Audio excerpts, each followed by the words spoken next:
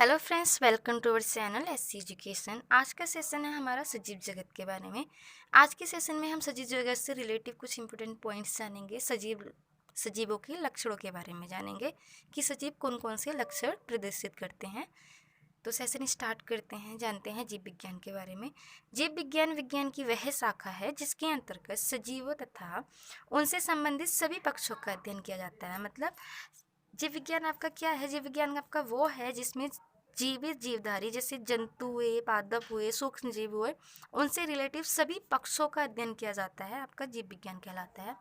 जीव विज्ञान शब्द का प्रयोग सर्वप्रथम किसने किया था? लेमार्क ने किया था। ठीक है, याद रखना, लेमार्क ने किया था। और कौन से सन में किया था? 1802 में किया था। लेमार्क ने 1802 में किया था जीव विज्ञान का यूज।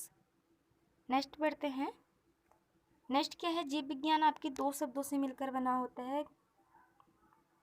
ठीक है, जीव विज्ञान दो शब्दों से मिलकर बना होता है। पहला है आपका वायोस, जिसका मीन्स है लाइफ। ठीक है, दूसरा है आपका लोगोस, जिसका मीन्स है स्टडी।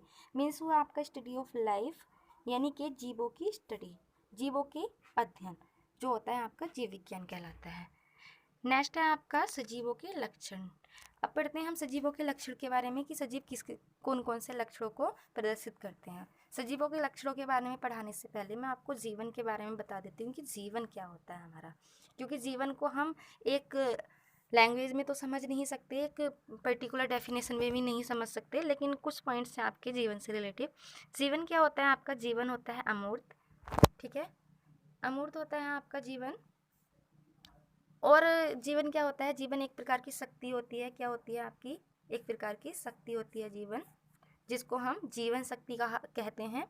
ठीक है, अर्थात जीवन आपका वो है जो पेड़ पौधे व जंतुओं की शक्ति है, जिसके द्वारा वो स्वयं को बनाए रखते हैं, यानी कि अपना अस्तित्व को बनाए रखते हैं, वही जीवन है। ठीक, अब स्टार्ट करते हैं सजीवों के लक्षण। सजीवों के लक्षण क्या है? सजीव का पहला लक्षण होता है वृद्धि। ठीक है, ग्रोथ। जानेंगे कि सजीव किस प्रकार से ग्रोथ करते हैं। ठीक है, वृद्धि सभी सजीवों का लक्षण है। जीवों में वृद्धि उनके शरीर के अंदर होने वाली विभिन्न उपापचयी क्रियाओं के परिणाम स्वरूप होती है। पादप व जंतुओं दोनों में ही कोशिका विभाजन के फलस्वरूप वृद्धि होती है। जीवों की वृद्धि उनकी आंतरिक व जैविक क्रियाओं का परिणाम है। ठीक है, क्या है? वृद्धि आपके सजीवों का एक लक्षण होता है, इंपॉर्टेंट लक्षण होता है, जो क्या है? उपापचयी क्रियाओं के परिणाम स्वरूप होता है। ठीक है, कोशिका विभाजन के फलस्वरूप ही वृद्धि होती है।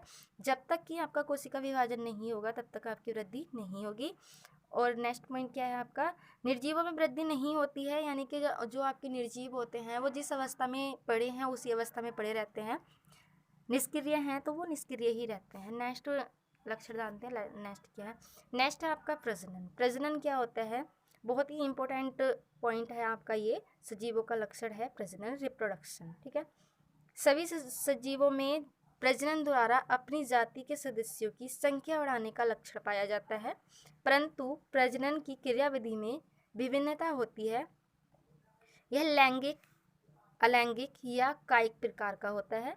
ठीक है, निर्जीवों में ये लक्षण नहीं होता है, क्योंकि हम सजीवों के ही लक्षण पढ़ रहे हैं, तो सजीवों में ये पाया जाता है।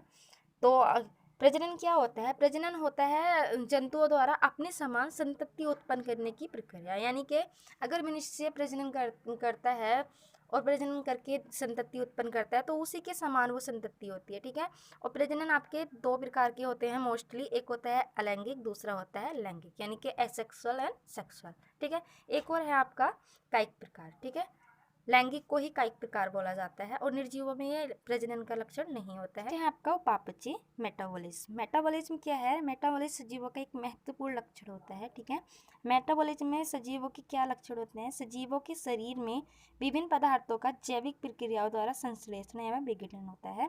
ठीक है, और मेटाबॉलिज्म आपके दो प्रकार से होता है, यानी कि मेटाबॉलिज्म के दो भाग होते हैं आपके, एक होता है उपचय, एक होता है अपचय। एक होता है एनाबॉलिज्म और एक होता है कैटाबॉलिज्म। ठीक है, उपचय क्या है आपका? उपचय जो होता है उसमें छोटे छोटे अणु टूट करके क्या है, एक जटिल प्रक्रिया होती है उपचय में, और एक बड़े अणु का निर्माण करते हैं उपचय में। ठीक है, जो क्या है आपकी एक निर्माणात्मक प्रक्रिया होती है। और अपचय क्या होता है आपका? अपचय होता है जो आपके बड़े अणु होते हैं, वो बड़े अणु क्या है, छोटे छोटे अणुओं में टूट जाते हैं, वो आपका क्या है? अपचय होता है, जैसे विघटनात्मक प्रक्रिया होती है। और उपचय का आपका जो एग्जाम्पल है वो प्रकाश संश्लेषण है, और अपचय का है आपका श्वसन। ठीक है, नेस्ट के बारे में जानते हैं। नेस्ट क्या है? नेस्ट है आपका गति, मूवमेंट। जंतु एक जगह से दूसरी जगह आसानी से आ जा सकते हैं, यानी कि सभी प्रकार के जो जंतु होते हैं सभी में क्या है आपकी मूवमेंट्स पाई जाती है। आपने देखा ही होगा मनुष्य आसानी से एक जगह से दूसरी जगह आ जा सकता है। बाकी के भी जो आपके एनिमल्स होते हैं उनमें भी ये होते हैं लक्षण। ठीक है, जैसे आपके कोई भी एनिमल ले लीजिए, आपका कुत्ता बिल्ली सभी क्या है आपके एनिमल्स हैं, और उसमें क्या है मूवमेंट्स होती है। परंतु अधिकांश पौधे ऐसा नहीं कर सकते। जो कुछ प्लांट्स होते हैं उनमें वो मूवमेंट्स नहीं पाया जाता है, लेकिन कुछ होते हैं परंतु उनके विभिन्न अंगों में गति पाई जाती है। जैसे पौधों का प्रकाश की ओर मुड़ना आदि। पौधों में प्रकाश की तरफ मुड़ना क्या है, ये आपका सजीव लक्षण है, लेकिन निर्जीवों में ये लक्षण नहीं होता है। नेस्ट पढ़ते हैं। नेस्ट क्या है आपका? नेस्ट है आपका पोषण। पोषण के बारे में जानते हैं। पोषण है सभी जीवों को अपनी जैविक क्रियाएं चलाने के लिए ऊर्जा की आवश्यकता होती है, तो उन्हें पोषण या भोजन की आवश्यकता होती है। यानी अगर वो भोजन नहीं करेंगे तो वो अपनी शरीर को ऊर्जा नहीं प्रदान कर सकते। ठीक है, भोजन करेंगे तभी उनको ऊर्जा मिलेगी। अलग अलग जीवों में पोषण की अलग अलग प्रवृत्तियां पाई जाती हैं। ठीक है, हर एक प्राणी एक ही प्रकार से भोजन ग्रहण करने की विधि नहीं ग्रहण नहीं करता है, यानी कि हर एक जीव में जो पोषण करने की विधियां होती हैं वो अलग अलग होती हैं। जैसे कोई स्वपोषी होता है तो कोई विषमपोषी होता है, या फिर कोई परपोषी होता है। ठीक है, ये जो है आपकी स्वपोषी, विषमपोषी या परपोषी, ये पोषण की विधियां होती हैं। इनके बारे में ही हम डीपली आगे पढ़ेंगे। अभी हम सिर्फ सजीवों के लक्षण के बारे में डिस्कस कर रहे हैं। नेक्स्ट है उत्तेजनशीलता। ठीक है, उत्तेजनशीलता भी आपका इम्पोर्टेंट लक्षण होता है सजीवों का।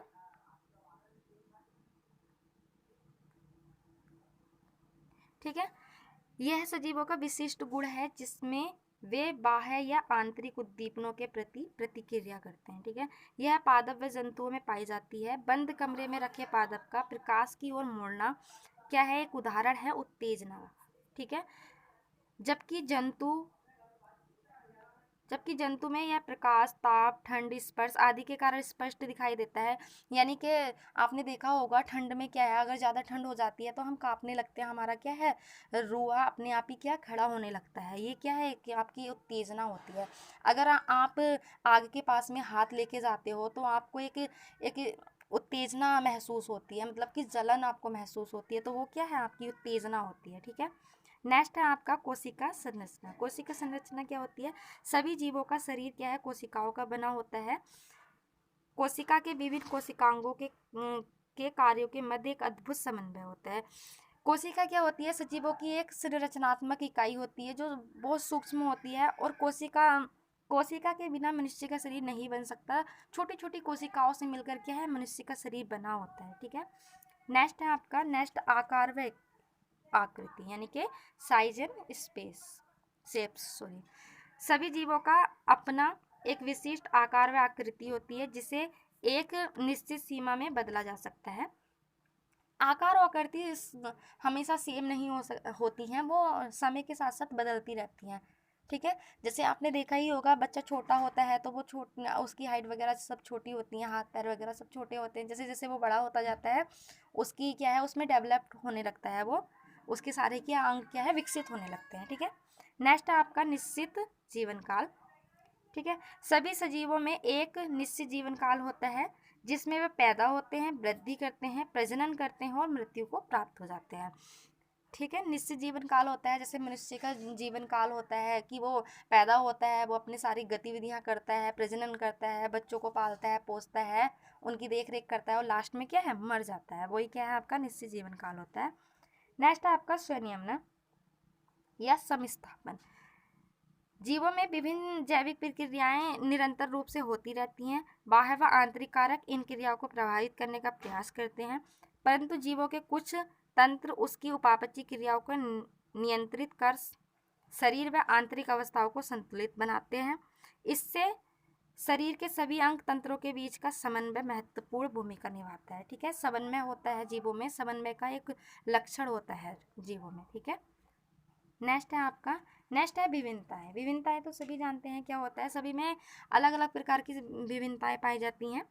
सजीवों के शरीर में वातावरण या उनके आनुवंशिक पदार्थ में परिवर्तन के कारण निरंतर विभिन्नताएं उत्पन्न होती रहती हैं, जिसके कारण बदलते वातावरण में अपने आप को अनुकूलित कर पाते हैं, समय के साथ अपना जैव विकास भी कर पाते हैं। ठीक है, जैसे जैसे एनवायरनमेंट चेंज होता है, मनुष्य अपने आप को क्या है उसी एनवायरनमेंट के अकॉर्डिंग अपने आप को ढाल लेता है। नेक्स्ट है आपका अनुकूलन। अनुकूलन क्या होता है, यह जीवों का अद्भुत लक्षण है जिसमें वे विशिष्ट आवास के प्रति अपने में परिवर्तन कर उस आवास के प्रति अनुकूलित हो जाते हैं और वातावरण के साथ जीवन संघर्ष को कम करते हैं। यानी कि अगर कोई भी व्यक्ति गांव से आता है और शहर में आने लगता है तो उसको धीरे धीरे क्या है शहर की आदत होने लगती है और वो शहर में अपना विकसित हो जाता है और वहीं पर क्या है हमेशा के लिए रह जाता है या अपनी लाइफ को सर्वाइवल करने लगता है। ये वही क्या है आपका अनुकूलन होता है। ठीक है, नेक्स्ट है आपका मृत्यु। मृत्यु इसका सबसे लास्ट लक्षण है। मनुष्य अपने जीवन को जीता है, अपनी गतिविधियां करता है, लास्ट में क्या है मृत्यु को प्राप्त हो जाता है। आज के सेशन में बस इतना ही। ये आपके सजीव के इंपॉर्टेंट लक्षण थे जो आपने आज जाने कि कौन कौन से लक्षण होते हैं, ये आपने जाना है। इनके बारे में डीपली अभी आपने कुछ भी नहीं जाना है, इनके बारे में डीपली आगे जानेंगे हम नेक्स्ट सेशन में। तो आज के लिए बस इतना ही, धन्यवाद।